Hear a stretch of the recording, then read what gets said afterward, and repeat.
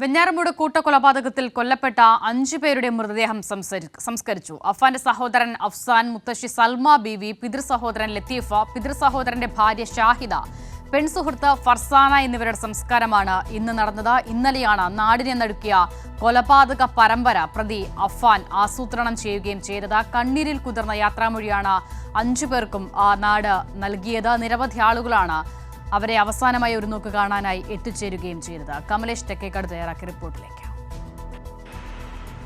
Police പറയുന്നതനുസരിച്ച് ഇന്നലെ പകൽ 10-നും വൈകിട്ട് 5 മണിക്കും ഇടയിലാണ് ഈ നാടിനെ നടുക്കിയ ഈ 5 കൊലപാതകങ്ങൾ നടന്നിട്ടുള്ളത് എന്നതാണ് പ്രധാനപ്പെട്ട കാര്യം. അതിൽ ഇന്നലെ രാത്രിയോടുകൂടി തന്നെ പോലീസ് ഇക്കാര്യങ്ങളെല്ലാം ഇവിടെ എത്തുകയും മൃതദേഹങ്ങളെല്ലാം പരിശോധിക്കുകയും ചെയ്തു. എങ്കിൽ പോലും ഈ ചില മൃതദേഹങ്ങൾ ഇന്നലെ ഇൻക്വസ്റ്റ് നടത്താൻ കഴിഞ്ഞില്ല. ഇന്നലെ രാവിലെയോടുകൂടിയാണ് ഇൻക്വസ്റ്റ് നടപടികളെല്ലാം തന്നെ പൂർത്തിയാക്കി മൃതദേഹം പോസ്റ്റ്മോർട്ടത്തിന് വിട്ടത്. അതിനുശേഷം ഇന്ന് വൈകിട്ട് 6:20 ഇതിൽ 4 മൃതദേഹങ്ങൾ, അതായത് സഫാന്റെ രക്തബന്ധത്തിലുള്ള ആളുകളുടെ, അതായത് പിതൃ സഹോദരനായിട്ടുള്ള ലത്തീഫ്, അതുപോലെ തന്നെ അവരുടെ ഭാര്യ സാജിദ ബീഗം, ഈ ലത്തീഫിന്റെ മാതാവ് സൽമ ബീവി അടക്കമുള്ള ആളുകളുടെ, അതോടൊപ്പം തന്നെ ഈ പ്രതി സഫാന്റെ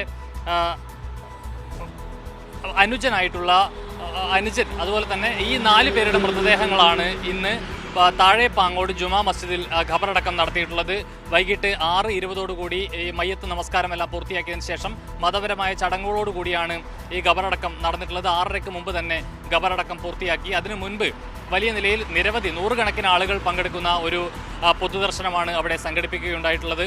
അതിൽ തന്നെ സ്ത്രീകളും കുട്ടികളും അടക്കം പുരുഷന്മാരടക്കം നിരവധി ആളുകൾ ഈ 3 പ്രദേശങ്ങളിലായിട്ടാണ് ഈ കൊലപാതകം നടന്നിട്ടുള്ളത് എന്നുള്ളത് കൊണ്ട് തന്നെ ഇവിടങ്ങളിൽ നിന്നുള്ള ആളുകളെല്ലാം തന്നെ ഈ താഴെപ്പാങ്ങോട് ജുമാ മസ്ജിദിൽ എത്തിയിരുന്നു. അതുകൊണ്ട് തന്നെ വലിയ ക്യൂ, ഈ ആളുകളെ, ഈ 4 പേരെയും അവസാനമായി ഒന്ന് കാണുന്നതിന് വേണ്ടി ആളുകളുടെ വലിയ നിര ഉണ്ടായിരുന്നു.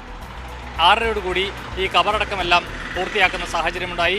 ഇതിൽ CPM-ന്റെ സംസ്ഥാന സെക്രട്ടറി MV ഗോവിന്ദൻ മാസ്റ്റർ, അതുപോലെ തന്നെ A Rahim MP, CPM Thiruvananthapuram ജില്ലാ സെക്രട്ടറി V ജോയി അടക്കമുള്ള ആളുകൾ ഇവിടെ ഈ താഴെപ്പാങ്ങോട് ജുമാ മസ്ജിദിലെത്തി ഈ അന്തിമോപചാരം അർപ്പിക്കുന്ന ഒരു സാഹചര്യവും ഉണ്ടായി.